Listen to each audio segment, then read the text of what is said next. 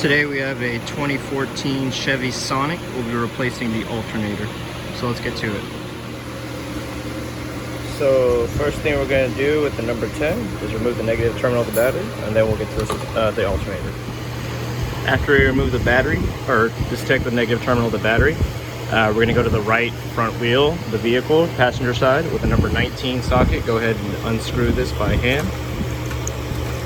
Once we unscrew all of them, we're just going to pull this little cover off. And with the same socket and impact gun, we're going to remove those 5 lug nuts and remove the tire. So after you remove the wheel, you're going to kind of want to remove this cover here. It's kind of a pain because there is a clip directly behind here. It's kind of hard to get to unless you move this to the side and get the little plastic clip right there.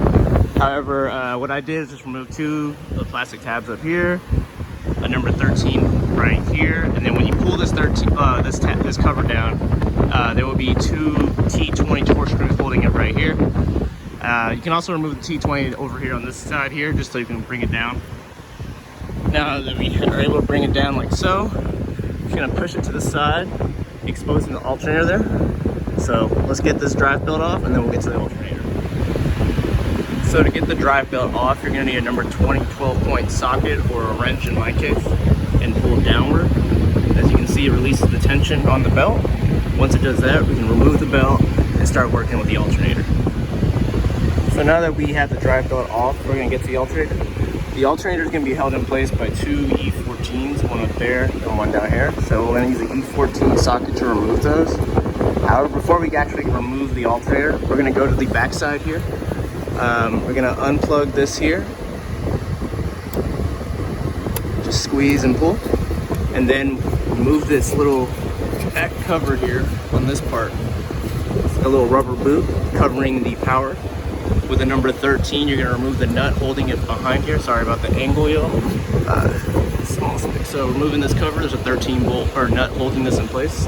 We're gonna remove that nut, and then remove the whole alternator with an E14. So with 13 here and the E14s, let's get this out of the way. So I've removed both the E14s holding the alternator in place. But as you can see from the top one, it will not clear the frame, so you can't really pull it out.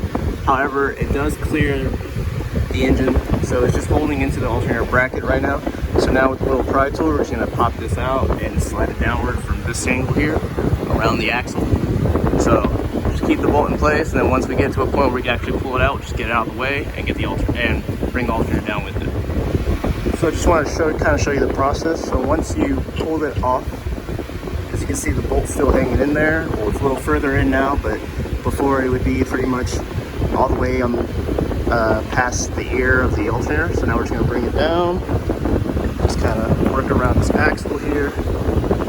And we're going to need 2 hands for this. However, just want to show you all how that bolt will come out with it. So let me get this out the way and get the new one installed. So I have the old alternator removed and the new one here. So what we're going to do is go ahead and just place the bolt inside of here and place it in. A little FYI, so I was routing it around the axle to get it out through here. Kind of hit the O2 sensor. I could have angled it out if I wanted to. However, I pretty much just came to the front right here and just came right out. I guess I could show you with this. So we're gonna slide this one in. Just make sure that this bolt stays, that bolt stays right there. Just kind of work it in right here.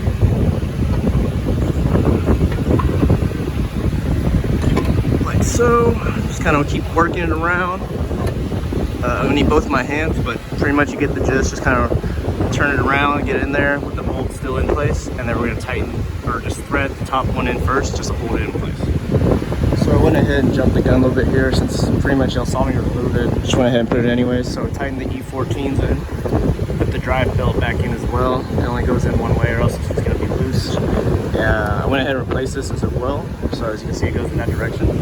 Also went ahead and put that 13 nut back on that power cable and plug that in. So now we're gonna put this cover back on. It just slides under here, as well as this slides under this little flap here. So now we're gonna go ahead and put all that in, put the wheel back on, start up, check the charging system, and we'll be done. All right, y'all, so I've got everything installed. Just checking out with our tester here. As you can see, it's charging the system. The alternator's all good. So we're all good now. Thanks for watching, y'all. Please like and subscribe. More videos to come.